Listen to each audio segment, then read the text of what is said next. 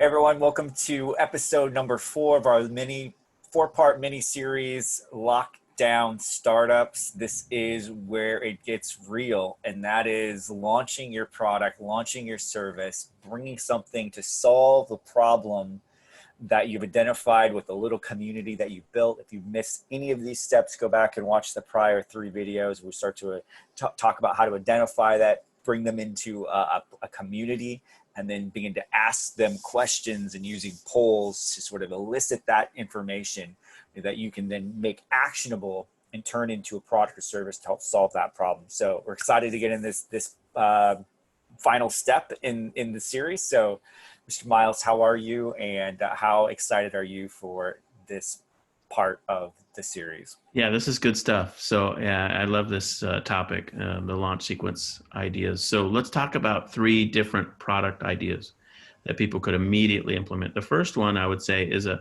physical product, you go through the process of making a better mousetrap, if you will. So Kyle, you've had a lot of experience with that, with Yeah, your Lita and Old Boy brands. sure. We'll walk through that one, and then we'll talk about 2 others after that. Yeah. Yeah, the nice thing about once you have a community or group established and you begin to ask them questions, you can definitely go to your competitors and ask and use that, hold that up and hold that competitor product against the light. Not that you necessarily want to try to advertise. You don't have anything to sell potentially yet, but really what you want is input and feedback from them if they've used this product, what they liked about it, but more importantly, what they don't like about it. Because it's what they don't like about that product that you can then to potentially incorporate into a new design as you get ready to launch a product. Or also just as important is that as you're sort of surveying the landscape of potential products, there will inevitably be some level of gaps that exist. And so you'll hear this in your group, you'll hear this in your communities that you're building. Oh, I wish I had a product that did this, or I wish this product, it's great, but it's just this area right here. For example, in the sketchbooks, people wanted thicker paper than what they would normally get in a standard journal because they wanted to use different media. They wanted to really have something that would hold ink really, really well. And so it required a thicker type of paper to do that. So we were like, well, let's give them a better journal. And so that's where our sketchbook came for artists, designed around that philosophy and that feedback. And we just incorporated it into our design. Love it. Yeah, that's fantastic. So just a couple tips maybe for people who are just exploring the idea of having a product made. Where do they start? Where do they go? Is there a place to start to inquire about manufacturing and that kind of thing? Is there an easy path to begin that journey? Yeah, the most common path that a lot of physical product sellers tend to go down is like Alibaba. So it's sort of like a Google search engine of manufacturers in China. Yeah. Now, there has been definitely over the last few years a growth in sort of sourcing agents, and some of them are hit or miss. Some of them are you don't want to go with. So really, my best advice would be you can go through the Alibaba process, and there's protections in place, and it's a good starting place. But then also just begin to leverage your network and ask people that you know who are physical product sellers, how do they source their products, Yeah. and do they have a trusted agent that they can even recommend to you? Right. Because in many ways they can actually help you and get things further along in the process and help you curtail some of the challenges if you've never sourced from a foreign country before. Sure. That would be one way to do it. And the other way to do it would just be to try to find local, domestically produced products that you could then just white label as a test. Because part of this is you don't want to go too massive into an investment to a product that you don't have a high confidence in, right? One of the best advice I can give for products is really don't go all in too soon on your bets, right? You want to have some of your budget and capacity left over. And so you test small, you test wisely, and see if you can get those tweaks made for relatively inexpensive cost, or even just testing the concept as a whole is much smarter because it gives you more opportunities. Think about it as a dartboard, right? Like if you only have one dart, you're gonna have to, even if you're the best dart thrower in the world, it's gonna be hard for you to hit that bullseye, right? Yeah. But if I have 100 darts, it's like I have a bunch of shots to be able to try and hit the bullseye as close as I can to it. You just increase your odds. Yeah, that's a good analogy. I love that. Okay, so that's physical product, which is a whole, I would say, biggest step you could take. Sure. But simpler steps Hmm. that you could take would be a whole different product approach. And one that's very popular right now, very common, is membership site. Yeah. So you could obviously just set up, in essence, what is a support group with a membership community. And if you've got a Facebook group that's free, then you can just create a group that has additional benefits, additional information, and maybe it's things like access to special trainings from experts. Hmm. Maybe it's things like a sort of like ultimate how-to guide. I mean, maybe it turns into like some info products that you can include that make Yeah. it a benefit.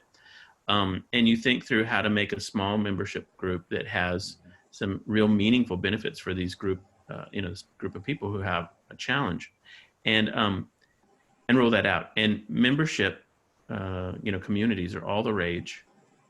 They're popular because people are willing to join them, Yep. and they work financially. The mathematics behind a membership program make a lot of sense. And so it is a very, very attractive product strategy. And there's trainings on that. Stu McLaren's Tribe training, I would think, is probably the best.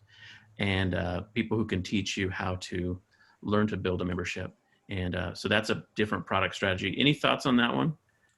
I mean, honestly, if it were me and I was just talking face to face with somebody about this strategy itself, I'd probably lean into some sort of physical or digital product or membership sort of approach Yeah.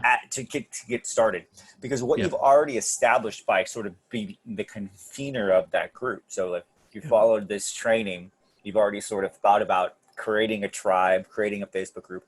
By the very nature of you being the convener of it, even if you're not the subject matter expert, you by that very position have placed yourself in authority as an, Yeah. from an admin, as a facilitator of that group. Yeah.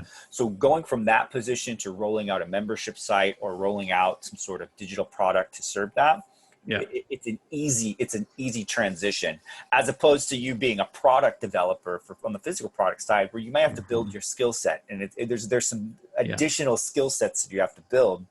So in my mind, it makes a lot of sense to roll out a digital product before you even do the physical product. And Yeah. plus you're making hopefully some money, which will help then fund the physical side, if it makes sense.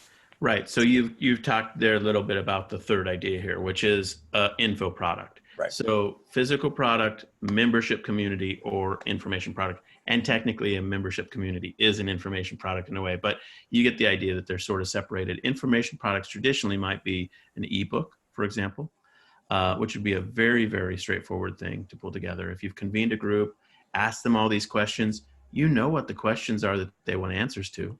Right. Go get answers. Yeah. Put it in an ebook. Then you've got your first information product. And then you've got that available, and you can launch it by simply putting it on Kindle, Kindle Direct Publishing. And you can immediately go back to the Facebook group and say, hey, I collected all these questions into the top 100 questions that our community has asked. And I researched and found the best answers for all 100 questions. And here it is. It's $3.99. I hope you would help me support the launch of this ebook. I think it's going to serve thousands of people in our community. And there you have it, a first information product. Another information product you could do is a course, like a video-based course. Lots of sites are available, Skillshare, Teachable, Udemy, that will enable you to do video-based training and then to sell it. And those are two that are very, very common, and they're common because people will buy them. It's not a mystery as to whether people will buy those types of products. And so the only question is, can you package the hook of it, the name of it, the kind of the engaging elements of it in such a way that people will be like, ooh, I want that. Yeah. So those are two info products that I think are very, very easily launched out of the idea of having this community. What are your thoughts on those? Sure. Well, I think one of the ways that step number 3 in this series, asking questions using polls, will help you is sort of defining that hook too. Because now you actually know the language in which they're expressing that challenge or frustration or pain point. And so Yeah. the hook for your product is actually solving or speaking directly to Yeah. the information that you collected from your poll. I love it. It's really, That's really right. smart. The other thing that I think it's important to stress is the fact that you built this community, no matter how big it is, that is something that you don't want to undervalue. Mm-hmm. And so you don't have to necessarily be the subject matter expert, Right. but what you can do is you can go out and reach out to subject matter experts and do the interviews, Yep. collaborate with them on building the course, and actually bring their information and bring that to your group in the form of a course or interview or ebook. You know, like the 100 questions, maybe you have to go out and talk to 100 experts or 5 experts that break down those questions, and you compile that and bring that back to the group.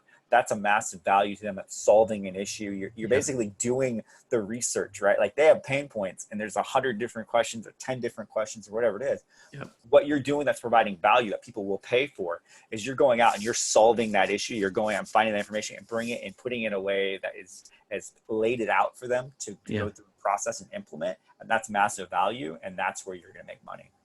The other thing that's really powerful about this step is, let's just take, for example, a Kindle book. Let's say you take those 100 questions for your, those people who have this problem. You answer them, you make the Kindle book.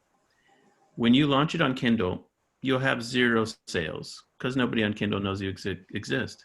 But if you take it to that Facebook group and ask them, hey, help me launch this, go buy a copy, I made it for you.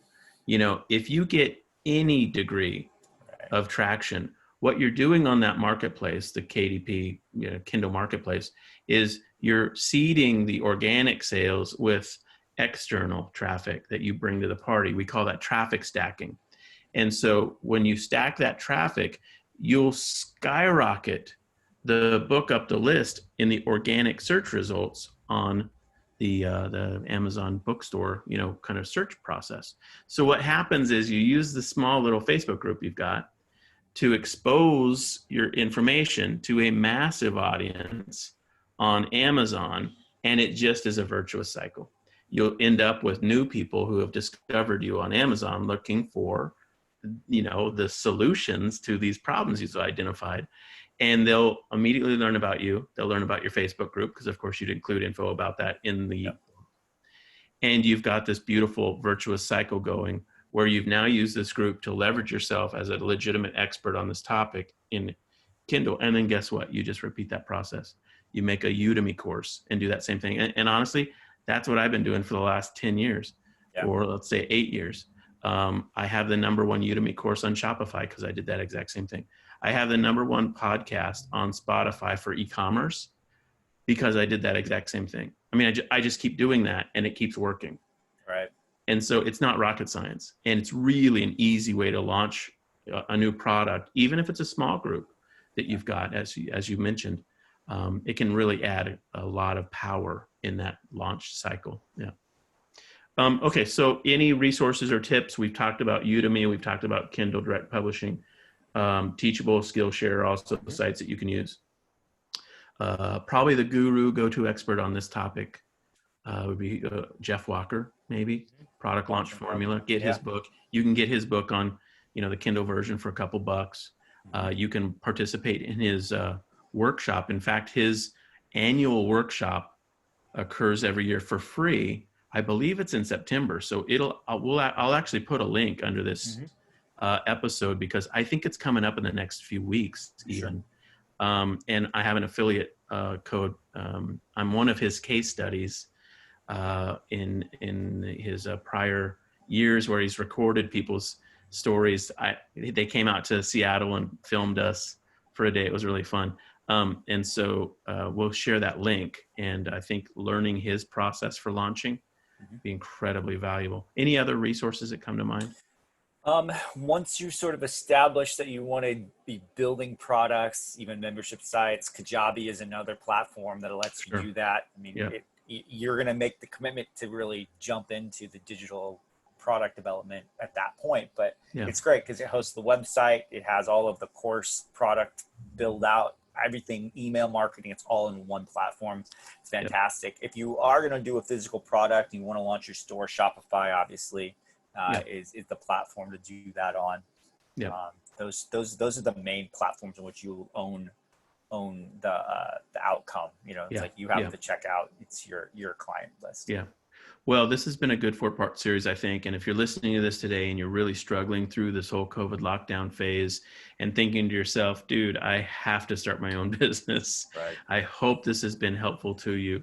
Kyle and I are here to support you. We've got all of our resources available on Yeah. winningонshopify.com, Mm-hmm. including our membership program that you could jump into, or one-on-one coaching if that's the right step for you, which is by application only, but we would love to hear from you. We connect with everybody who applies, and we do a 30-minute conversation to just see if it's a good fit on your side and on our side as well. But we're here for you guys. We love supporting entrepreneurs and e-commerce startups. And so whatever we can do to help, let us know. Thank you so much for checking out our tip of the weeks, and we'll go from there. Kyle, any final words? My final thought is I want to speak to the people who already have a business. Maybe you already have a product. Use this framework to push and launch into something new and do it quickly. Like execute at a quick pace, and you can actually follow this exact methodology to test and launch new products, new product lines, new segments of your customer base. You can do it really, really quickly. So it's not just starting something from brand new. It's actually building on something you already have, and you can execute even faster because you have the knowledge and customer base to even take it to the next level. Love it. All right. With that said, let's wrap it up, and we'll see you in the next episode. Bye, everybody. Bye.